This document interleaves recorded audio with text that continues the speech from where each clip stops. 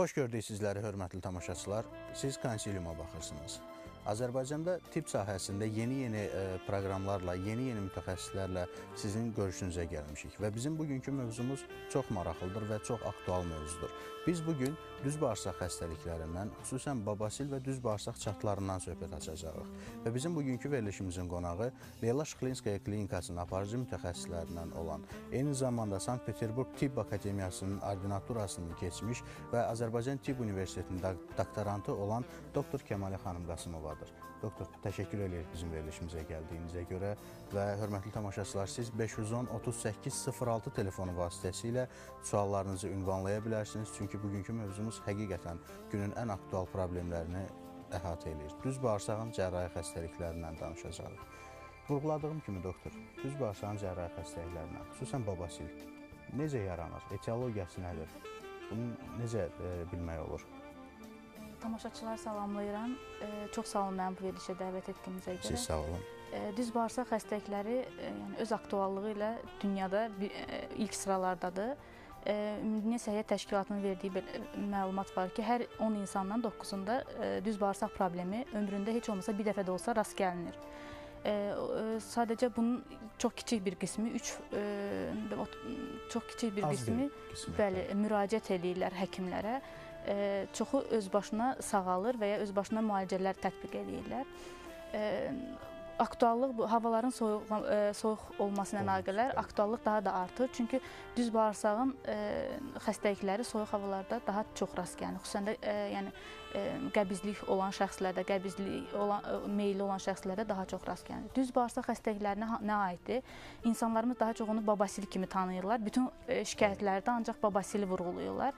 Düz bağırsaq xəstəlikləri babasil, çat, düz bağırsağın rektosellisi, yəni yırtığı, düz bağırsaq polipləri, düz bağırsaq xərçəngi və başqa digər xəstəliklər aiddir. Tamamilə böyük bir sahənin aiddir. Tamamilə sözsüz ki, böyük bir sahədir və xüsusən də qadınlarda daha çox rast gəlinən bir patologiyadır. Çünki hamiləlik və hamiləlikdən sonraki, yəni doğuş zamanı düz bağırsaq xəstəlikləri daha da aktuallaşır. Sözsüz bugün hamiləlik zamanı ağırlaşmalardan, hamiləlikdən sonraki ağırlaşmalardan yarı faizindən çoxunu düz bağırsaqdakı olan problemlər təşkil edirlər. Bu haqda söhbət açacağıq. Mən istəyərdim, siz düz bağırsağın, xüsusən babasilin həm klinik əlamətlərindən biraz danışasınız. Yəni bizim şəklimiz də vardır o barədə. Düz bağırsaqda bir neçə söz etiologiyası haqqında demək istəyirəm. Düz bağırsaq xəstəliyi, yəni babasil nə zaman rast gəlinir? Babasil qəbizliyə meyilli olan insanlarda, oturaq həyat tərzi keçirən insanlarda, məsələn, sürücülərdə, bank işçilərində, ofis işçilərində daha çox rast gəlinir. İki və daha artıq yəni doğuş keçirən qadınlarda daha çox rast gəlinir. Damar problemi olan insanlarda daha çox rast gəlinir. Biz bildiyimiz kimi babasil həm də damar mənşəli bir patologiyadır. Damarların genişlənməsi nəticəsində əmələ gəlir. Oturaq həyat tərzi keçirən insanların %90-ında babasil var. Sadəcə bəzilərində daha tez özünü biruzə verir, xüsusən də cavan yaşlarda, bəzilərində isə qidalanma ilə əlaqələr daha sonra, yəni 40 yaşından sonra əlamətlər biruzə verməyə başlayır. Qidalanmanın hansı faktorları vardır burada?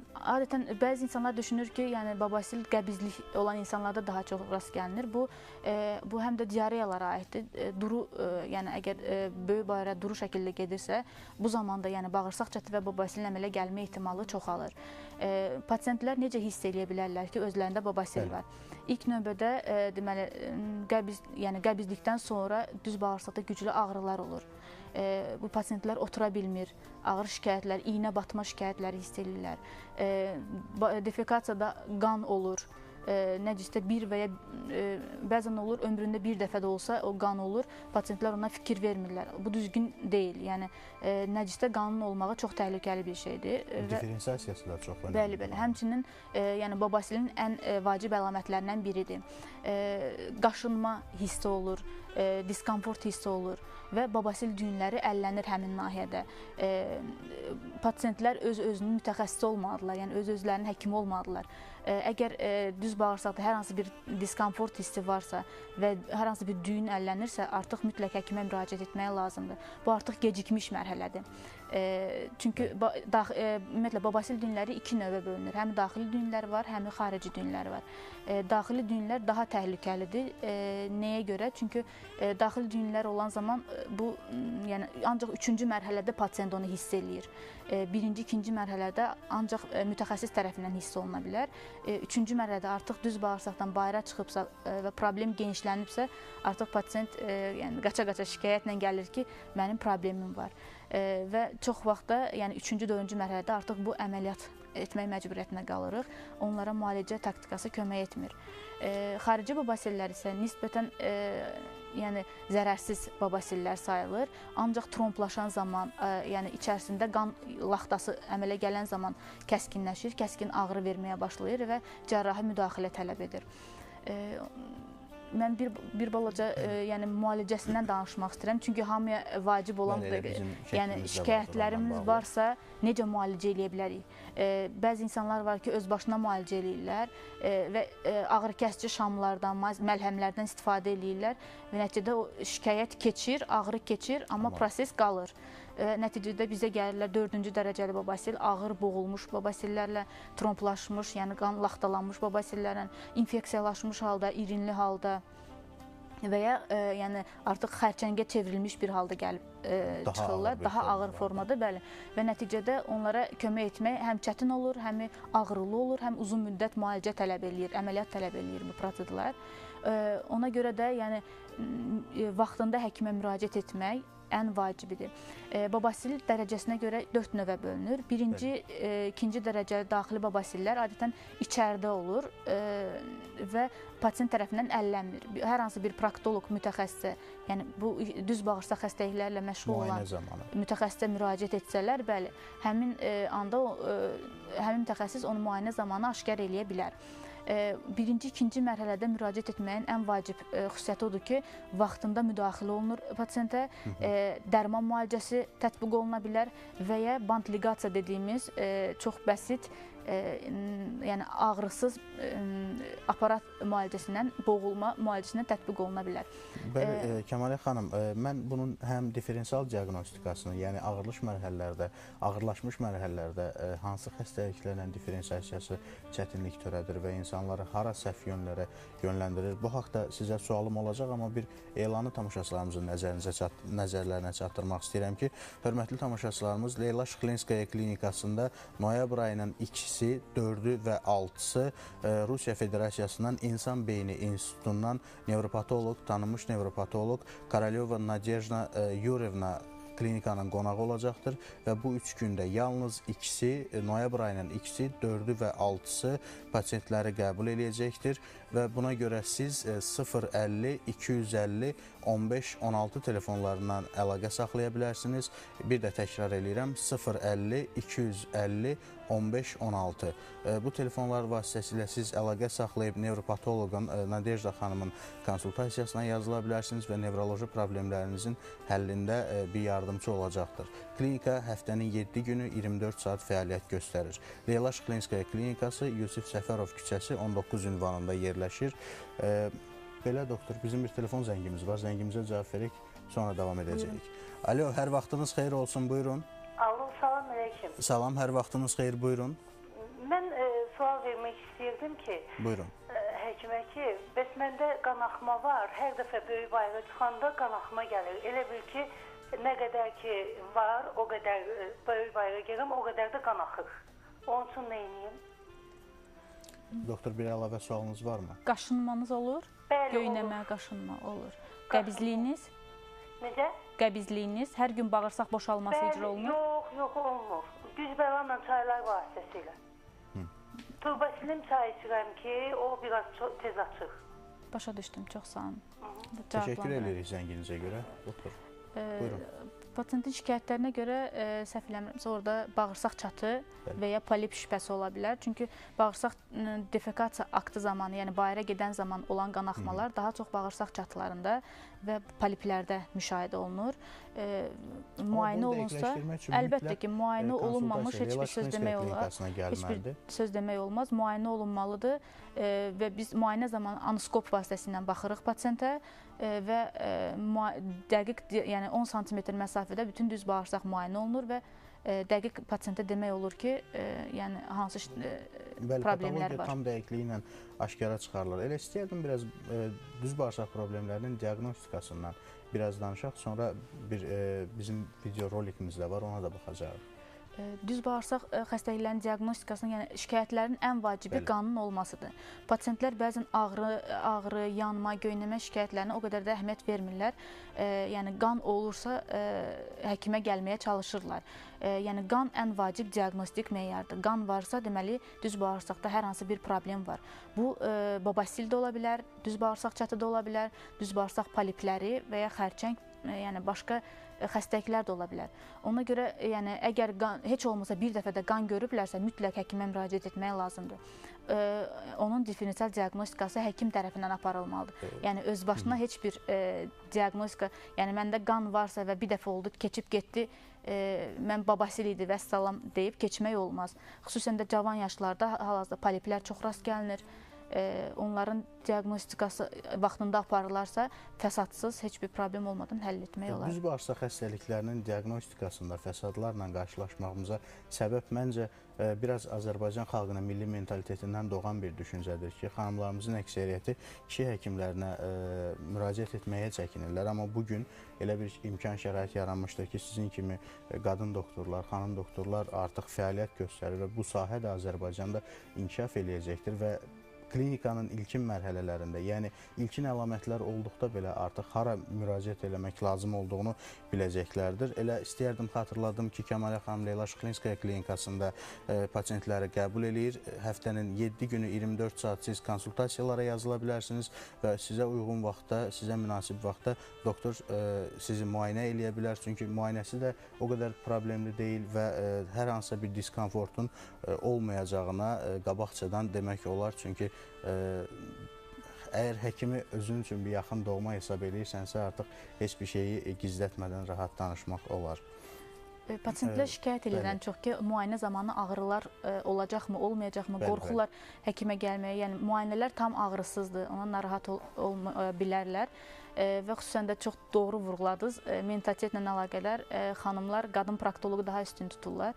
Xüsusən də hamiləliyə hazırlaşan xanımlar və ya hamiləlikdən çıxmış, doğuşdan çıxmış qadınlar mütləq proktoloqun qəbulunda olsalar məsləhətli.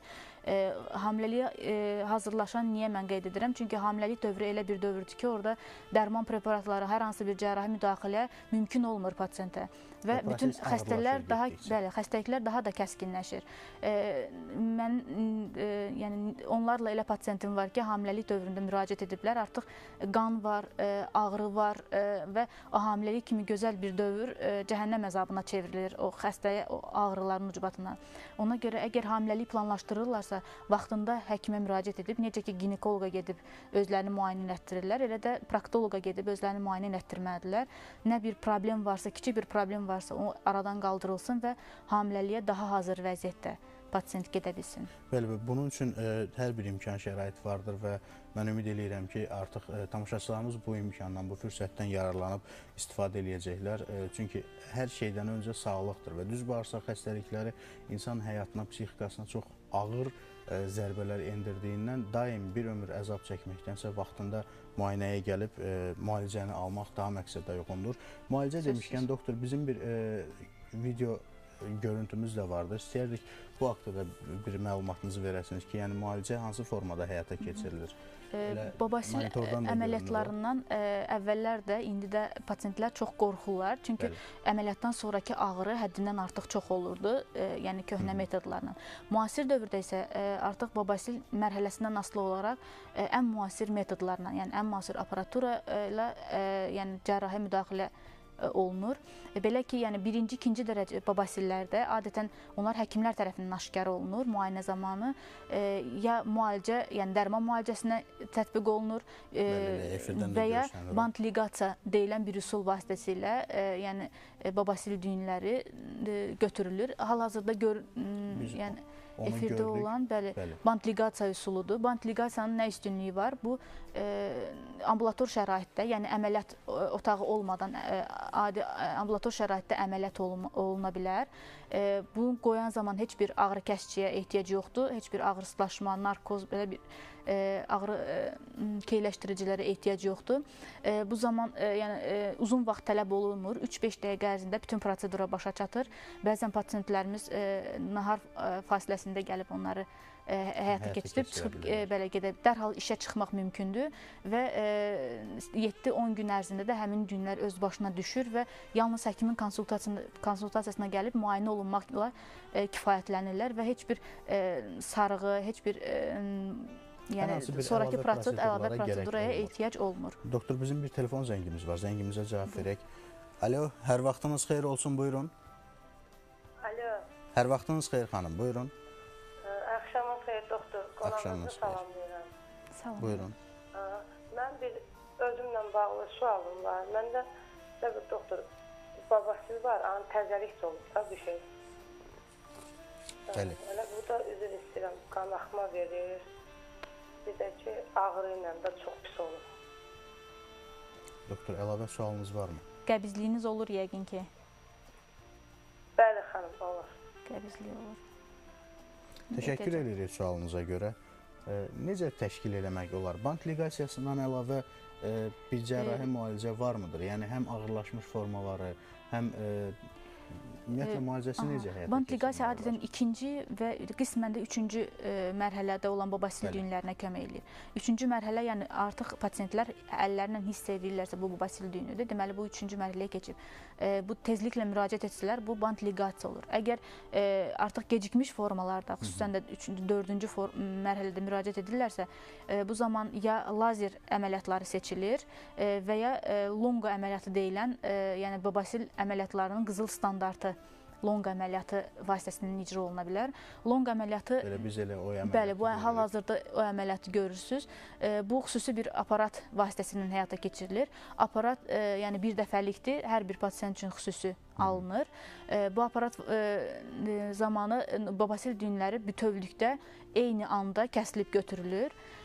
Bu niyə görə qızıl standart deyilir bu proseduraya? Çünki bu zaman deməli həm proseduranın qısalığı, həm ağrısız olması, 3 gün ərzində xəstə işə çıxa bilər. Heç bir sarğı, heç bir əlavə müayinələr, tikişlər, heç bir şey ehtiyac yoxdur və pasient çox rahat bir şəkildə bütün daxili babasillərdən birdəfəlik canını qutara bilər. Ən əsası ağrının olmaması. Həm prosedura vaxtı, bəli, həm əməliyyat vaxtı, həm də əməliyyatdan sonra heç bir ağrı olmur xəstədə və xəstəxanada qalmaq ehtiyacı hiss olunur. Yəni pasient xəstəxanada qalmaya bilir. Səhər-səhər prosedurasını olursa, axşam evə buraxıla bilər. Çox gözəl, doktor. Bizim bir telefon zəngimiz var. Zəngimizə cavab verək. Alo, hər vaxtınız xeyir olsun, buyurun. Salamünaleyküm. Aleykümselam. Həkimə bir sualım var. Buyurun. Babası ilə əlaqədar. Həkim, məndə çox uzun müddətli bir prosesdir. Hardasa 2-3 ildir belə bir var məndə. Qanaxması da olub, qanaxma da gəlib. Elə bir ki, il sezonunda 2 dəfə tutur da məni. Bir qış sezonunda, bir yay sezonunda. Yəni ki, 15 gün, 20 gün çəkib proses ki, ağrılardan dəhşət dərəcədə ölürəm də, belə ağlamaq tutur məni. Elə bir ki, iynə batırırlar. Özüm musiqisiyəm, oturaq həyat keçirdirəm. Yəni ki, ayın 25 günü, 26 günü oturaq həyat keçirdirəm. Yəni ki, otura bilmirəm. Bunlar ağrılar oldu məndə, otura bilmirəm. İndilərdə bu sezon çirk gəlirdi az-az məndən. İndi də var, yəni ki, az-az çirk gəlir. Yəni, düyünləri var bayırda. Özümdə qəbizləşirəm, yəni ki, qəbizləşmə olur, belə olur. Yəni, cürə-cür hallara düşür də. Tər götürür məni, dəhşət tər götürür məni. O ağrı gələndə məndən nə qədər su gedir. İrinin gəldiyini də qeyd edirsiniz də, çirk gəlir dediniz. Nə də? Çirk gəlir həm də. Yəni, çirk gəlir də, yəni hiss edirəm ki, məndən çirk gəlir.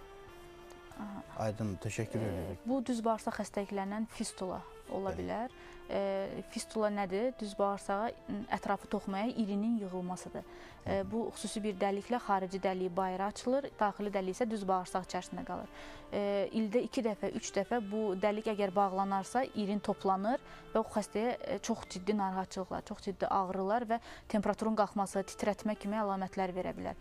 Yəni bu xroniki infeksiyadır. Bəli, əslində çox babasildən fərqli olaraq daha təhlükəlidir və vaxtında müraciət etmək mütləq lazımdır. Çünki orqanizmdə xroniki infeksiya varsa, bu onun immunitetinə də təsir edir, bağırsağın digər şöbələrinə təsir edir və xroniki orqanizmi zəhərləyir. Bunun aradan qaldırılmaq üçün əməliyyat olunmalıdır və o fistula yolu aradan qaldırılmalıdır. Yalnız ondan sonra xəstə tamamilə sağala bilər. Amma bir müalicəsi vardır və bunun üçün mütləq müayinəyə gəlmək lazımdır. Sözsüz, yəni müayinəsiz bir söz demək mümkün deyil. Mütləq müayinə olunub, yəni fistula diaqnozu dəqiqləşdirilməlidir. Doktor, ümumilikdə normal həyat tərzi keçirən və hələ babasil xəstəliyi olmayan bir insanlar üçün hansı profilaktik məsləhətləriniz olar? Yəni nəyə diqqət etsinlər? Necə həyat şəraitinə meylənsinlər? Hal-hazırda yəni %90 insan oturaq həyat tərzi ilə məşğuldur. Kompüterin arxasında uzun müddət otururlar, maşında oturulur, avtobusda oturulur. Ona görə hərəkət az olduğuna görə çanaq orqanlarında durğunluq yaranır, həmçində düz bağırsaqda. Bundan qaçmaq lazımdır. Yəni ilk növbədə hərəkət mütləqdir. Yəni qan dövranı bərpa olunsun. İkinci, qidalanma. Həddindən çox insanlarda qəbizlik və qəbizliyə meyillik var. Düzgün qidalanma, yəni tərəvəzlərdən, meyvələrdən düzgün istifadə etsinlər. Hal-hazırda payız mövsümüdür və qəbizliyə meyilli meyvələrin mövsümüdür. Bunlara daha çox nar, heyva kimi meyvələr aiddir ki, bunlar qəbizlik verirlər və proktoloji xəstəliklərin də payızda kəskinləşməsinin əsas səbəblərindən biri budur. Yəni çoxlu miqdarda su içmək, yəni bağırsağa düzgün qulluq etmək lazımdır və bağırsaq vərdişini yaratmaq lazımdır. Səhər-səhər yaxşı olar ki, hər kəs yəni yataqdan qalxandan sonra bağırsaq boşalması icra olunsun. Çünki əgər bir neçə gün onu unuduruqsa, artıq bağırsaqda tənbəlləşmə gedir və qəbizliyə meyillik yaranır. Və istənilən qəbizliyə meyillik xəstəlikdə proktoloji problemlər aktualdır. Doktor, bir maraqlı məqama da dəyər verəsiniz. Daha doğrusu deyəsiniz, şərt deyil ki, qəbiz oldusa, o mütləq babasil olacaqdır. Bunun profilaktikası üçün hansı müddətdən bir proktoloq yanında konsultasiyada olmaları məsləhətdir? Yəni bir rəqəm olaraq, yəni həftə, əgər genetik meyillikləri varsa, yəni nəsildə, valideynlərində varsa, yaxın qohumlarında varsa, heç olmasa, heç bir şikayəti yoxsa belə 3 ildən bir proktoloji müayinə olunmalıdır. Təşəkkür edirəm, doktor. Hörmətli tamaşaçılar, belə, biz bugün düz bağırsaq xəstəliklərindən danışdıq və bizim verilişimizin qonağı Real Şklinskaya Klinikasının aparıcı mütəxəssisi, proktoloq cərrah doktor Kəmalə xanım Qasımova idi. Biz sizlə sabah eyni vaxtda görüşmək ümidi ilə sağollaşırıq. Sağlığınız hər şeydən öndə olsun. Sağlığınızı qoruyun. Sağ olun.